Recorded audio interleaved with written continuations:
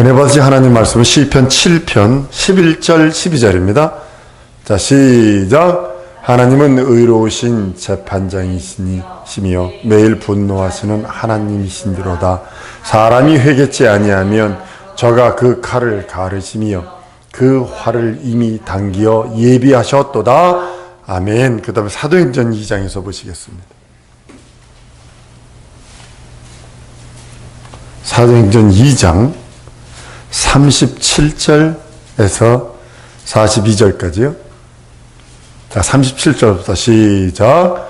저희가 이 말을 듣고 마음에 찔려 베드로와 다른 사도들에게 물어 가로되 형제들아 우리가 어찌할꼬 하거늘 베드로가 가로되 너희가 회개하여 각각 예수 그리스도의 이름으로 세례를 받고 죄 사함을 얻으라. 그리하면 성령을 선물로 받으리니 이 약속은 너희와 너희 자녀와 모든 먼데 사람 곧 주 우리 하나님이 얼마든지 부르시는 자들에게 하신 것이라 하고 또 여러 말로 확증하며 구원하여 가로되 너희가 이 패역한 세대에서 구원을 받으라 하니 그 말을 받는 사람들은 세례를 받음에 이날의 제자의 수가 3,000이나 더하더라.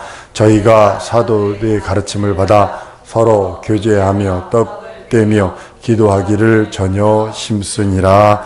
아멘. 한번 따라하시면 성령은 하나님의 영이시다. 한 번 더. 성령은 하나님의 영이시다. 성령은 하나님의 영이십니다. 하나님은 자신의 영, 성령을 우리들에게 주셨다고 말씀하는 겁니다. 오늘 시편 7편 11절 12절에 보면 무서운 말씀을 해요. 사람이 회개치 않으면 칼을 가르친대. 그리고 화살을 당기고 있대.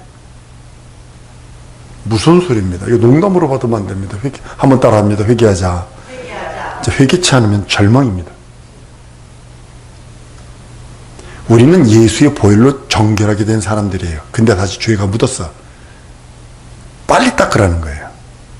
예수의 피로 정결케 된 그 사람이 다시 죄를 들고 있으면 하나님이 칼을 가르치는 거예요. 저게 예수의 공로, 하나님의 아들의 공로로 깨끗함을 받았는데도 불구하고 다시 죄를 져 칼을 가르치는 거예요. 그 화살을 예비하고 당기고 계시는 거예요. 주님은 우리들에게 농담하지 않습니다. 하나님은 우리들에게 절대로 농담하지 않습니다. 오늘 이 말씀을 전하려고 합니다. 우리는 그 하나님의 영을 겸손히 우리 영혼에 모시고 받아들여야 합니다. 하나님 우리가 영혼을 내어주듯 하나님의 생명 곧 생명의 영, 하나님의 영을 우리에게 내어주셔서 하나님의 독생자를 주시고 또 하나님의 영도 우리들에게 주셨다고 성경은 말씀을 합니다. 성령은 눈에 보이지 않습니다. 그런다고 이게 관념적인 존재가 아니거든요. 오늘도 노원사님 보니까 노 집사님, 노인 성령 세례 중에 가장 힘쓰는 사람이 누구냐면 노인 애들입니다. 왜냐면 자기 것으로 딸딸 뭉쳐 있었거든요. 머리가 벗겨지도록 안수를 해도요 성령이 임하지 않아요. 왜냐면 자기 거를 놓지를 않거든. 여태까지 가지고 있는 고집과 온 고집 플러스 마이너스 빼기 더하기 곱하기를 해가지고 딱 붙들고 있어가지고 이게 안 놔. 이거 너무 죽는 줄 알거든. 그리고 성령이 임하지 않아요. 그런 사람들한테. 자기를 들고 있는 한 절대로 성령이 임하지 않습니다. 막 오늘 임해가지고 막 울고 불고 나 저분이 그런 짓 하는 거 처음 봤어. 막 벅벅 긁어대더니 흔들어대더니 막 이렇게 안 쓰던 휴지를 막 서로 막 계속 뽑아가지고 쓰고. 그래 휴지를 많이 사다 놔야 될 것 같아. 우리 교회는요. 한 번 기도하면 뭐 이만큼씩 쓰니까. 관념적 존재가 아니거든요. 그러니 조금 있더니 그냥 방언이 터져가지고 덜덜거리고 막 목소리가 쉬어가지고 그냥 걸걸걸걸한 그렇게 변하는 것이 무엇 때문일까요? 관념적 존재라면 그렇게 되지 않습니다. 실존입니다. 인격적 실존. 한번 따라왔으면 성령 하나님은 인격적 실존이시다. 네. 눈에 보이지 않을 뿐이에요. 그러니까 무섭지요. 우리의 모든 것을 불꽃 같은 눈으로 감찰하신다는 거죠. 직접 들여다본다는 거예요, 이렇게. 독생자는 우리에게 임하실 적에 화려한 옷을 입고 면류관을 쓰고 오지 않으셨습니다. 쫄하게 목수의 아들로 쫄하게 옵니다. 말구육간에 태어납니다. 여러분, 말구육간의 냄새 맡아보셨어요? 우리 글로벌 리더들? 아주 이 냄새 요란합니다. 아주 이 소 거시기 해가지고 거시기하고 오줌하고 거시기가 묶어가지고 짬뽕된 냄새는요 아주 진짜로 요란합니다. 근데 예수님 거기서 태어났거든. 그리고 사람처럼 오셔서 매 맞으셨거든. 매 맞는 육체를 입고 오셨고, 배고픈 육체를 입고 오셨고, 피곤한 육체를 입고 오셨어요. 예수가 오실 때 왕으로 오신 것이 아니라 죽을 몸으로 오셨다는 사실입니다. 그리고 매 맞으니까, 매 때리니까 매 맞고, 피가 철철 흐르고, 못 박으니까 못이 박히더라는 거죠. 그리고 죽더라는 거죠. 그것이 하나님의 뜻대로 이루시는 모습임을 고백을 합니다. 성경은 하나님의 아들이 이 땅에 오신 물과 피로 임하신 자라라고 요한일서 5장에 6절에 말씀합니다.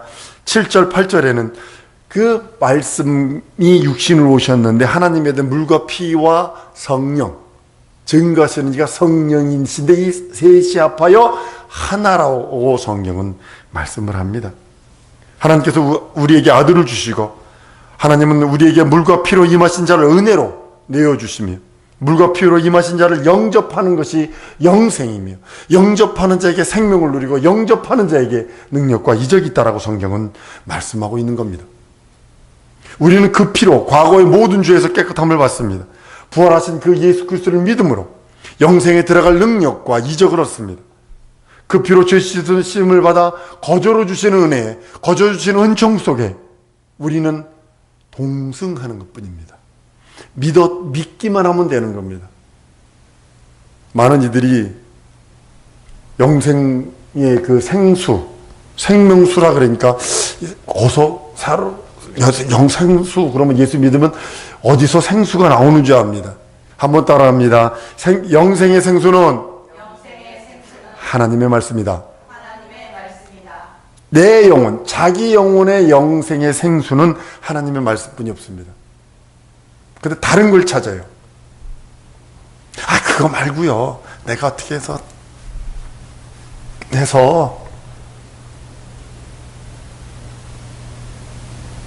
여러분, 말씀을 초월해서는 영생의 생수를 경험할 수 없어요.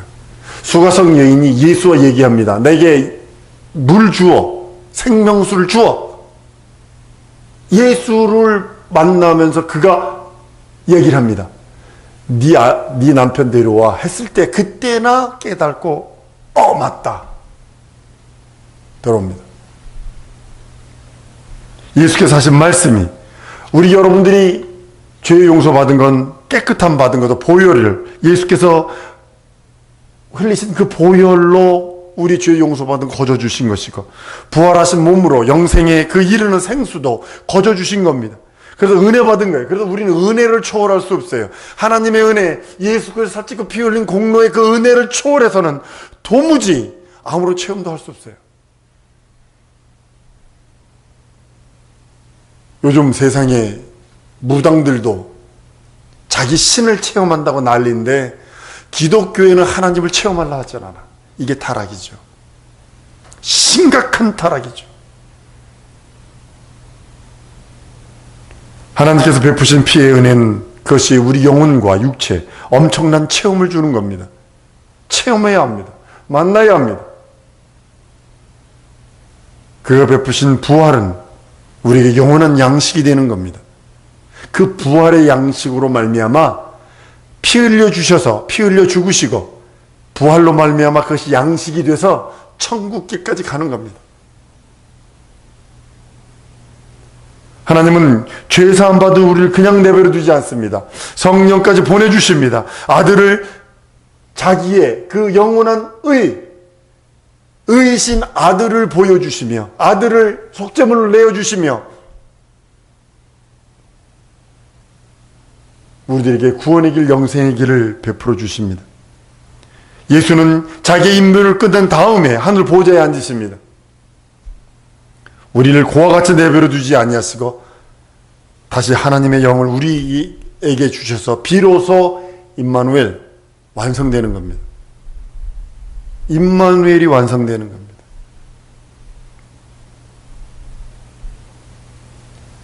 우리는 하나님의 아들을 모시지 않고서는 살 길이 없습니다. 육체는 살다가 이렇게 살다가 가면 되겠지요. 그렇지만 영은 아닙니다. 우리가 그에게서 맛볼 수 있는 게 뭘까요? 예수 그리스도에게 맛볼 수 있는 건 다만 물과 피입니다. 예수 그리스도는 지금 하나님 보좌 우편에 앉아 계세요. 그의 말씀과 그가 살찌 주신 피 흘려 주신 그것입니다. 그것을 은혜로 받을 때 생명과 능력과 이적과 표적이 있는 것을 보게 됩니다.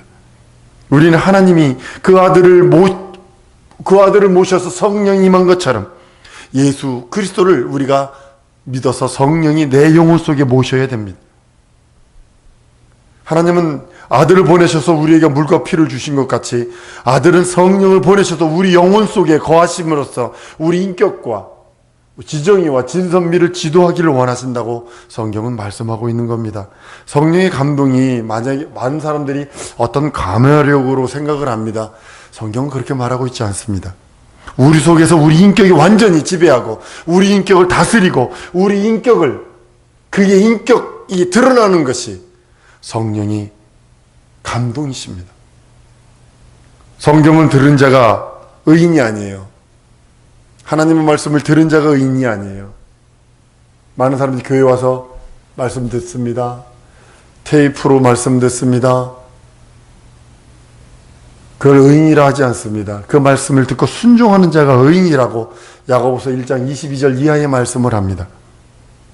성경은 세상을 이기는 것이 믿음이라고 합니다. 여러분들이 세상을 능히 이길 수 있는 것은 믿음 아니면 못 이깁니다. 남자들이요? 세상 이기기가 얼마나 힘든 줄 아십니까? 세상이 유혹하는 거 얼마나 많은 줄 아십니까? 여자들이요? 세상 유혹하는 게 얼마나 많은 줄 아십니까? 여러분 지금이 이렇게 음란하고 지금이 이렇게 막 그렇게 타락했다고 생각하십니까? 옛날에는 아니었을까요? 시대마다 다 더러웠습니다. 왜 그럴까요? 이 세상은 음부기 때문에. 2000년 전에는 안 더러웠을까요? 더 더러웠습니다. 거기 인신매매가 있었습니다. 합법적으로 노예가 있었습니다. 합법적으로 아예 로마서 1장 28절 이하에 보면 그 법적으로 보면 규제하는 자도 없이 동성애 다 있었습니다. 지금 있다고 뭐 특별하다고요? 아니요. 2000년 전에도 있었습니다. 그 전에도 있었습니다. 아예 성경은 미동을 두지 말지니 그랬어요. 모세 율법에. 세상은 음부기 때문에 다 더럽습니다. 그런데 여러분들이 능히 세상을 이길 수 있는 능력은 믿음이라고 합니다. 성경은 뭐라고 말하니? 요한일서 5장 4절 5절에 이렇게 말씀합니다. 대저 하나님께서 난 자마다 세상을 이기느니라. 세상을 이기면 이것이니 우리의 믿음이니라. 예수께서 하나님의 아들이심을 믿는 자가 아니면 세상을 이기는 자가 누구뇨? 그랬어요. 여기 믿음에 대해서 정확하게 얘기하는 게 뭐냐면 예수가 하나님의 아들이심을 믿는 것이 믿음이라는 겁니다. 그 믿음으로 세상을 이길 수 있고 그 믿음으로 생명을 누리고 영생을 한다는 겁니다. 여러분 예수는 물과 피로 임했다라고 성경은 말씀을 합니다. 우리가 주님으로부터 받은 체험은요 물과 피로 임하신 그 사실을 믿고 의지하는 겁니다. 그 경험하고 나니까 그 노인네도 펄펄 뛰면서 좋아가지고 막 어쩔 줄 모르고 감사합니다. 내가 한 게 뭐가 있다고. 외력이 내가 감격해가지고 너무 감격해가지고 막 요즘에는 어느 가수가 이런 노래를 하더군요. 눈물 많은 여자랍니다. 그런데 요즘에는 눈물 많은 남자가 돼가지고요. 별거 아닌 것에도 눈물 흘리고 있고요. 요즘에 제가 아주 말이 아닙니다. 근데 그것이 너무나 감격하는 거예요. 그 사건들이. 어떤 분은, 아까 오신 어떤 분은 그 기도하는데 보니까 또 그런 감동하셔서 그 얘기했는데, 맞아요, 목사님 그럴 때, 그게 또 난 또 감동이 되는 거예요. 하나님께서 그 영감 주시고 깨닫게 하신 걸 얘기했더니 그것이 딱 맞아 떨어지니까 너무 어쩔 줄 몰라 하시는 그 모습.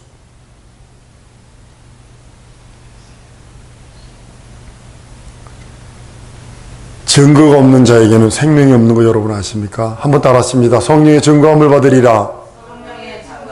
여러분 진짜 성령의 증거함이 없으면 생명이 없어요. 여러분과 나의 신앙이, 여러분과 나의 믿음이 성령의 증거하심, 그것이 없으면요 생명이 없습니다. 성령은 예수를 증거하십니다. 예수여 나 좀 증거해 주옵소서. 여러분 이렇게 기도하셔야 합니다. 다른 기도도 중요합니다. 예수여 내 가정, 내 기업, 내 자녀를 성령으로 증거해 주옵소서. 이것이 1순위 기도해야 됩니다. 아웅다웅대며 내 앞에 있는 현실만 매달려 기도하는 것이 아니라 예수여 난 예수의 증거를 받으리라. 내 기업이 예수의 증거를 받으리라. 내 기업과 내 자녀와 내가 하고 있는 내 가정이, 내가 믿고 의지하는 그 믿음이 성령의 증거함을 받으리라. 이것이 기도 1순위가 되어야 되는 겁니다. 우리는 반대로 가고 있어요. 신앙이. 우리 반대로 다시 돌아와야 됩니다. 환원 돌아와야 합니다. 성경으로 돌아와야 합니다. 다시 한번 따라하십니다. 예수여 나를 증거해 주옵소서. 내 기업을 증거해 주옵소서. 내 삶을 증거해 주옵소서. 이것이 우리의 기도의 1순위가 되어야 됩니다. 성령은 우리 안에 오셔서 예수를 증거하시고 내 안에 오셔서 증거하시기를 원하십니다. 누구든지 성령으로 물과 피로 임하신 이를 증거하지 않으면 그 신앙 자체가 하나님께 인정받을 수 없습니다. 성령의 증거 없는 자는 생명이 없어요. 생명이 없는 자는 다른 말로는 아들도 없다라고 성경은 요한일서 5장 12절에 아들이 있는 자에게는 생명이 있고 하나님의 아들이 없는 자에게는 생명이 없다라고까지 성경은 말씀을 합니다. 하나님의 아들이 이 땅에 오신 것은 성령이 성전 삼고 거할 수 있는 처소를 만들어 오신 거예요. 나를 위하여 십자가 달려 죽고 부활하신 이유가 성령께서 이 땅에 오셔서 성전 삼아서 거할 수 있는 처소, 성령을 꽂아놓은 보릿자루가 아니라 나의 지정이와 진선미와 사지백체를 완전히 그의 거룩한 도구, 거룩한 지체로 편하게 쓰는 도구가, 거하시는 장소가 되기를 원하시는 거예요. 여행 가서 남의 집에 거하면 얼마나 불편한지 모릅니다. 하다못해 제가 미국 갔을 때 아들 집에 거하는데도 불편해가지고 아주 못 견디겠더라고요. 아이고 불편해가지고 못 견디겠더라고요.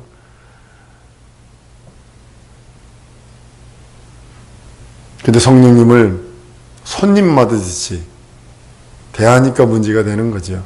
주인처럼 하셔야 되는데, 주인이 돼서 우리가 그분을 서브하는, 우리가 섬기는 자가 되어야 되는데 성령 하나님을 손님처럼 모시기에 문제가 되는 것을 보게 됩니다.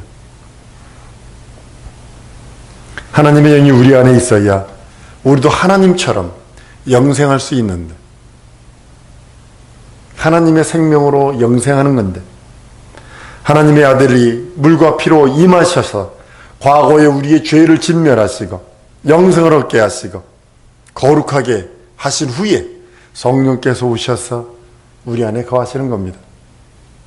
하나님께서 아들을 주시고 자기 영을 보내주셔서 우리 안에 머물게 하셨으니 하나님의 열심이 이거보다 더 큰 열심이 있겠습니까?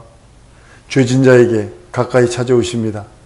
아담과 이브가 타락했는데도 하나님은 찾아가십니다. 가까이 찾아가십니다. 그리고 한 번 더 모세 오경을 통해 더 가까이 찾아가십니다. 더 가까이 찾아오십니다. 인자이신 예수 그리스도께서 찾아오십니다. 그리고 예수께서 죽고 부활하여 승천하신다면 이제는 내 안까지 더 가까이 들어오시기를 원하시는 거예요. 그래서 가까이 더 가까이 내 안까지. 이게 성경의 원리이기도 합니다. 하나님의 열심. 죄를 졌는데도 불구하고 아들을 주십니다.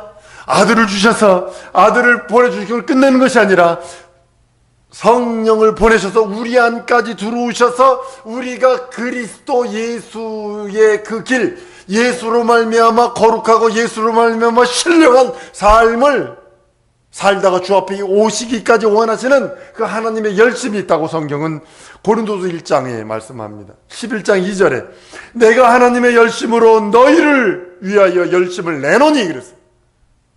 하나님의 열심, 하나님의 진정으로 우리를 위하여 열심히 진정으로 가까이 오시고 또 가까이 오시고 또 가까이 오시고 이제는 내 안까지 진격하셔서 우리가 하나님의 앞에 거룩한 자, 신령한 자가 되기를 원하시는 겁니다.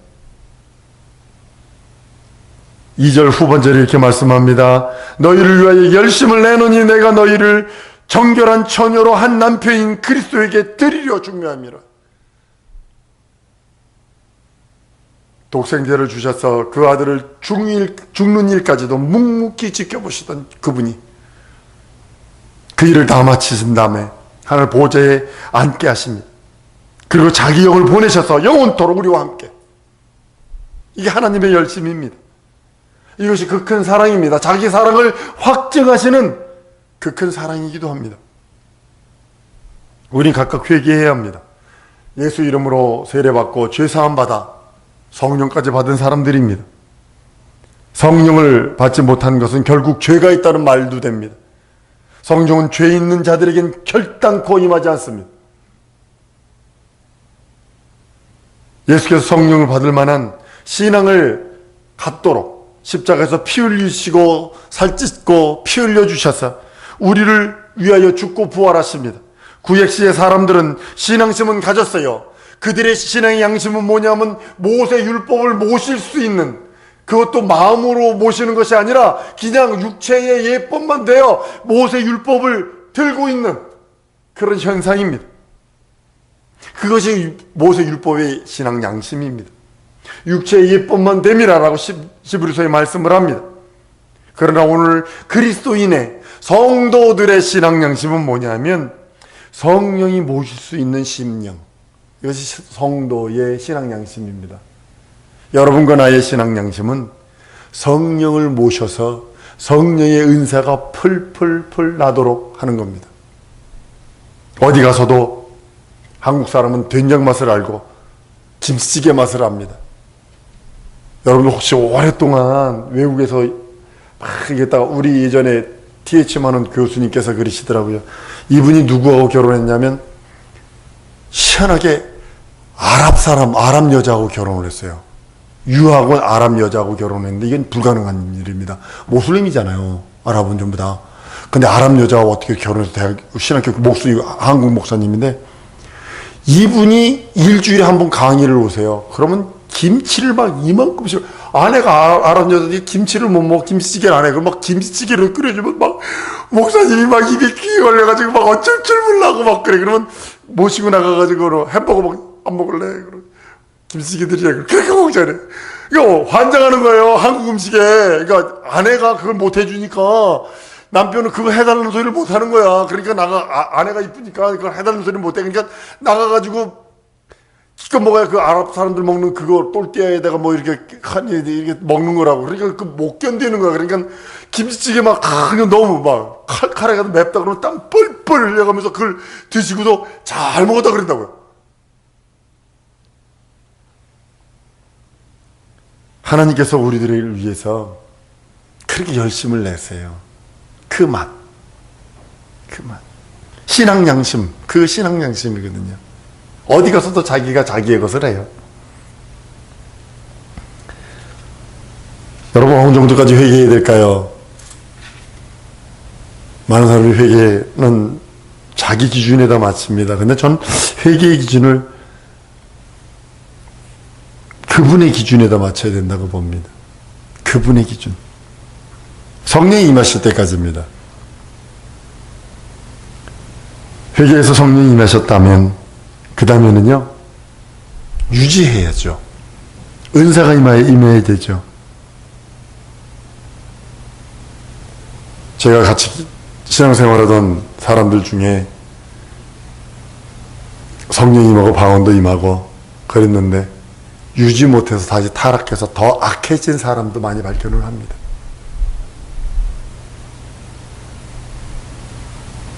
예수께서 십자가에 죽지 않으셨다면 회개가 성립될 수 없습니다. 예수께서 물과 피로 임하셨기에 그 은혜로 죄사함을 받았고 이젠 성령이 임하여 예수 이름으로 그 살찌고 피 흘린 공로를 힘입어 회개했을 때 성령이 임하고 능력과 이적과 표적이 임하는 것을 보게 됩니다. 사랑하는 성도 여러분, 여러분들을 회개해서 예수 그리스도의 생명의 그 피에 동참한 자들입니다. 성령 받은 자들입니다. 은사가 임할 때까지 우리 기도하십시다. 회개해서 더 깨끗한 영혼으로 하나님 앞에 서리라. 더 신령한 영혼으로 거룩한 신부가 되어 사도 바울이 고백한 것처럼 한 사람을 위해 그리스도의 한 남편 그리스도에게 중매하려는 중매자로서 거룩한 신부로서 부족함 없게 해달라고 우리 예수의 한번 부르고 우리 통성으로 한번 기도하십시다.